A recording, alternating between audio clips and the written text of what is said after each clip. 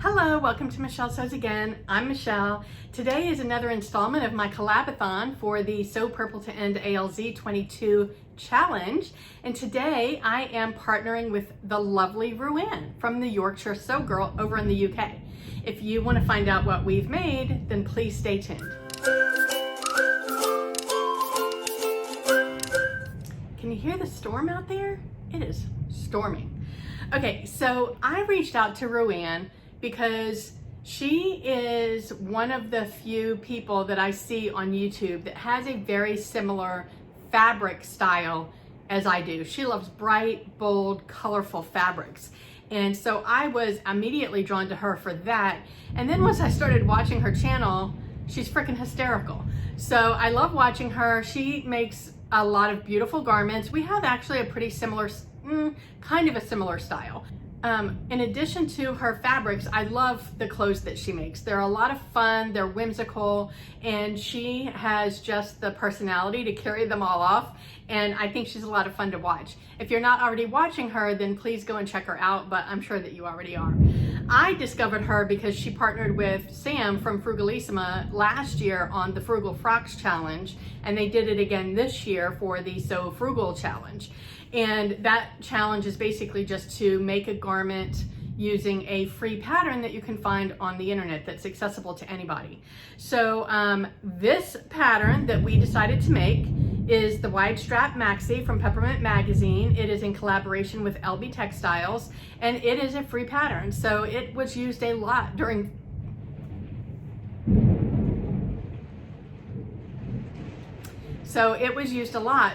the Frugal Frocks Challenge. All of Peppermint magazine patterns are free, but they do ask if you're able to contribute a small donation to do that. It's just going to help them continue to fund these free patterns, because I'll tell you, I've made a few of these free patterns and they're no joke. They're very well drafted. They're a nice size range. So it's not cheap for designers to do something like that and just give it away for free. So if you're able to, then I encourage you to throw them a couple of bucks. So the reason that Ruan wanted to do the wide strap Maxi is because she's going on holiday soon and thought that this would be a good dress for her trip. So I made this dress last year in the month of July during Ankara Appreciation Week. And I loved how that dress came out, with the exception of the fit. So when I made this dress, now I have that one unpicked, ready to fix the things that I need to fix, but I went ahead and made the changes that I thought needed to be made on this one to see if it worked, and now I know what I need to do to that one.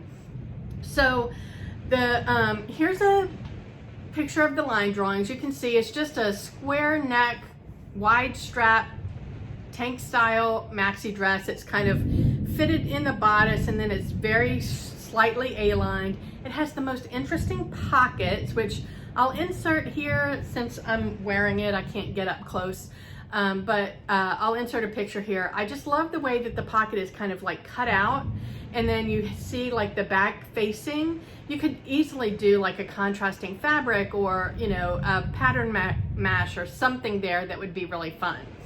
So like I said, the pattern is drafted really well. You do French seams on the side seams and the front seam.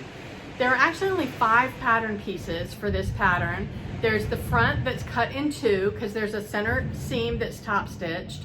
There's the back that's cut on the fold, the strap, the front facing, and the back facing, and that's it. So you can tell it's pretty easy to put together. I really like the way that they instruct you to do the hem. So it comes out nice and clean. You've got a split hem that's really easy to put together. I didn't struggle with anything on this dress other than the fit. They do make it difficult to fit this dress without completing it.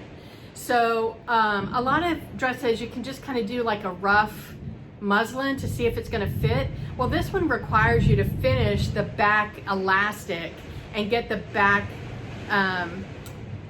back straps have to be in place before you finish the facing. And so, like, I don't know, just the way that you have to put the straps on and the way that you have to put the elastic in makes it difficult to know if it's going to fit until you're completely done. So because I had made it last year, I had an idea of a couple of changes that I wanted to make. And honestly, the whole body of the garment fit me. It was really more the straps and then the back where the elastic is that were too big. So I think I have narrow shoulders and I think they're sloping. I don't know if that's true or not, but I can tell you, like, shoulder bags always slide off my shoulder. I don't carry them anymore. I only do crossbody or satchels. And that's what was happening with these straps on the other dress. They just kept sliding off my shoulders. And so what happens is in the back of this, on the back pattern piece, you have 2 sets of notches. So a set here and a set here. And the notches, you're supposed to place the strap in between the notches. Because that placed them so far apart on my back, I decided to bring them in. And what I used as my point of measurement, I wasn't sure, because even the one that I already made, I mean, the notches were already sewn. So I couldn't really tell where they were gonna go. So I just took a guess. I moved them so that the outer edge of the strap was aligned with the inner notch. So the strap came here instead of here. So basically I just moved each strap over a strap's width, if that makes sense. And then for the back elastic, I cut it the size that they told me to for the size that I made, but even in the instructions they tell you, you may need more or less elastic depending on the width of your back. I cut out 2 inches from that elastic and I think that was the perfect amount. So when I initially tried this dress on, I tried it on without a bra, without a t-shirt. I just threw it on and it felt really big. And I was like, oh crap, I'm gonna have to give this to my sister. Well, I tried it on today with a bra and a t-shirt because my goal was to show you how my sister would probably style it, and it fit, so I'm keeping it. So I think hoisting the girls up and putting on a t-shirt made the difference in how it fit, and I love it now. And this is how I would wear it too. I wouldn't probably wear it without anything under it just because I don't show my arms off if I can help it. And I love the way that it came out. I also think this would be a really good swimsuit cover-up, especially in this fabric. This fabric is really light and flowy and breathable. So I made this, oh, and by the way, I also cut 2 inches off the length because I'm only 5'1". 2, maybe 3 inches, I'm not sure. I think it was 2, but it could have been 3. I'm only 5'1", so I'm sure Ruan had to add like 7 inches, but I definitely had to cut some off. So I made this out of a thrifted sheet because the fabric that I wanted to use was this really pretty white eyelet. It's just this beautiful little, like, they're little circles. And my goal was to make it out of this and then do like an ombre kind of a dye, but my fabric wasn't wide enough. I was really bummed out. So I'll find something else to use this for this So Purple challenge, I'm fairly certain. This is much nicer than that eyelet fabric that I used for the Rhapsody blouse. This one is cotton, and that's the difference. That other one was mostly polyester, and this one is all cotton, and it just feels nicer. So I know once I dye this, I'm gonna love it. Anyway, I used a thrifted sheet. It was white with really thin pink pinstripes, and I knew that I would be able to dye it, so that's what I did. After I made the dress up, I decided to try the wiffle ball method of ice dyeing, and I learned about that from Angie from Fun Endeavors Tie-Dye. So if you missed that, she was my very first collaboration for this challenge, and I will link that video below as well as Angie's. And she didn't do it in this video, but she has done several wiffle ball style dye methods, and basically you just kind of take your garment or your fabric and you kind of scrunch it up, but you've got these big wiffle balls, and you'll see in the clip I'm about to show you what they look like, and you just kind of like form the fabric over it but put scrunches in it so it's not smooth, and it just gives the most beautiful effect, which I'll show you after the video. So right now I want to take you through the video I'll let you walk through the dyeing process with me, and then we'll meet back here. And I'm gonna try something new. I've never tried this before, but I've seen this technique on Angie's channel with Fun Endeavors tie-dye. And basically these are wiffle balls or plastic softballs, whatever you wanna call them. And I am going to just smash my fabric on top of this, and I'm going to put the front side down, because in Angie's experiments, the whatever side is closest to the wiffle balls has this like watercolor floral effect, and I really want to get that on this fabric.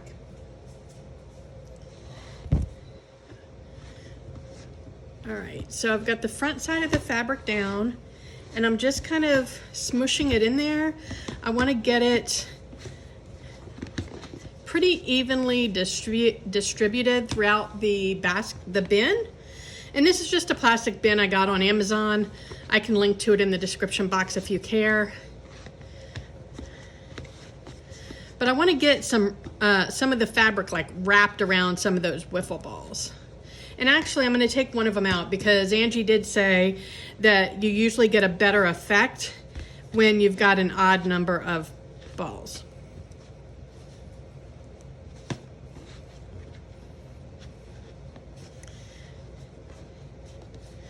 Okay, so what I'm gonna do now, and I would have already mentioned this probably, but this is a thrifted sheet that I got from Goodwill, and it's just 100% cotton, so it'll take the dye really well. I kind of did some swatches on some paper towel, because I don't have all of these colors swatched on fabric yet, because some of them are new. And so I was kind of looking at the different colors and trying to figure out what I wanted to do together. And I decided on this color where I'm pointing with my finger, which is called Violet's Breath. That's a limited edition color from Dharma. Then I wanted to do this color, which is Wisteria from Dharma Trading Company. And then I wanted to do this color here, which is called Aquamarine. And I just thought that the three of those would look really pretty together. It's mostly gonna be the purple, so the Wisteria and the Violet's Breath, and then I'm just gonna throw a couple of splashes of the Aquamarine. And I'm just gonna be super random about it.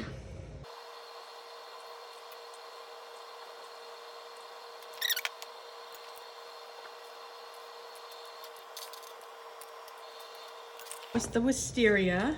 Now I'm just going to do a couple of splashes of the Aquamarine. Okay, that should be enough. Okay. Okay, so as you can see, I chose a purpley palette. I used 2 different purples and 1 blue.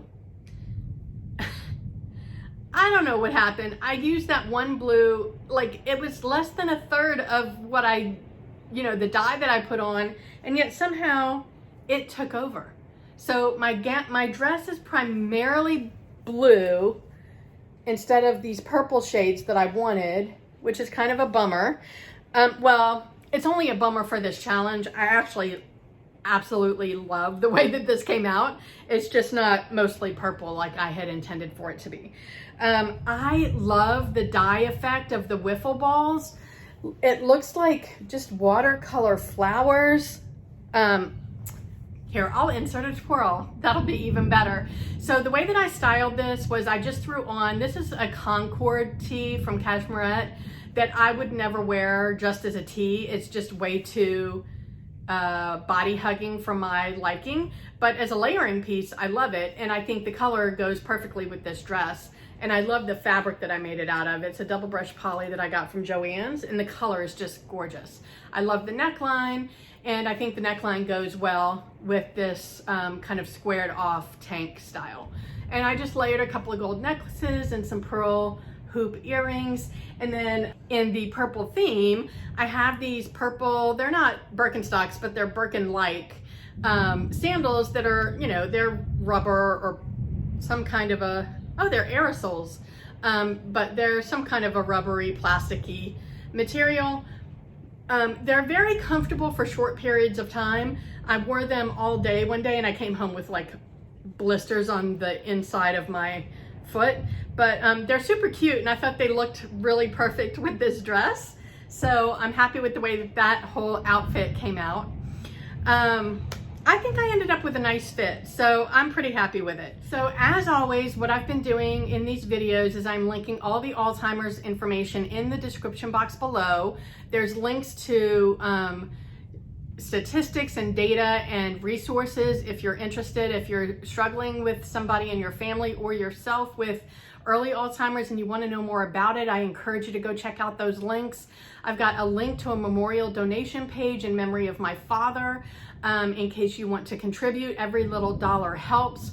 And if you would prefer to donate to your local charity, then I don't care who gets credit for it. But if you, because I'm not giving any prizes for donations, you're donating because you want to help research, advance the research and improve the life that Alzheimer's patients have left, and pray that we can one day find a cure so that nobody else has to go through what my dad went through.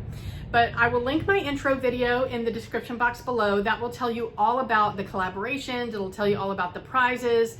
And yeah, so go and check that out. And I am so excited to see Ruan's dress because she did a little bit extra. And I think it's gonna be gorgeous. I didn't get a sneak peek. I know the elements that she's putting, but I wanna see it put together. So I'm gonna go check that out right now. So wherever you are, I hope your weather is way better than mine. I hope you're able to get some sewing in, and I will see you tomorrow. Thanks, bye.